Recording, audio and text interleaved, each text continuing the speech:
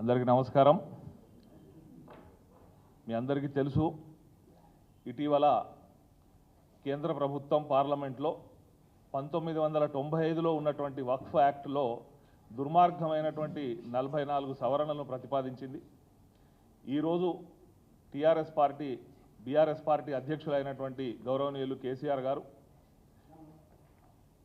ఈ 44 కూడా ఈ సవరణలు అత్యంత దుర్మార్గమైనవి, వీటిని బీఆర్ఎస్ పార్టీ వ్యతిరేకిస్తుంది అని చెప్పి చైర్మన్ జాయింట్ పార్లమెంటరీ కమిటీ గారికి ఒక లేఖను విడుదల చేయడం జరిగింది.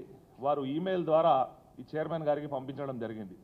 ఈ సందర్భంగా మీడియా మిత్రులకు, మీడియా ద్వారా ప్రజలకు కూడా ఏదైతే వక్ఫ్ బోర్డు మీద దుష్ప్రచారాలు చేస్తూ ఉన్నారో దానికి సంబంధించి సత్యాలేంటి అన్నది వివరించడానికి మాజీ హోంమంత్రి మహమూద్ అలీ గారు ఈరోజు ఒక ప్రెస్ కాన్ఫరెన్స్